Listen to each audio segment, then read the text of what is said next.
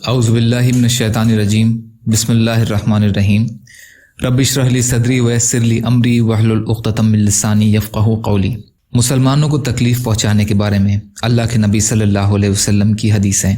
حضرت مغیرہ بن شعبہ رضی اللہ تعالی عنہ فرماتے ہیں کہ رسول اللہ صلی اللہ علیہ وسلم نے ارشاد فرمایا، مردوں کو برا بھلا مت کہا کرو کہ اس سے تم زندوں کو تکلیف پہنچاؤ گے۔ ترمذی۔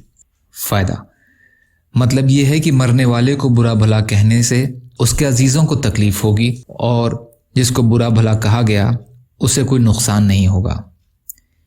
حضرت عبداللہ بن عمر رضی اللہ تعالی عنہ روایت کرتے ہیں کہ رسول اللہ صلی اللہ علیہ وسلم نے ارشاد فرمایا، اپنے مسلمان مردوں کی خوبیاں بیان کیا کرو اور ان کی برائیاں نہ بیان کرو۔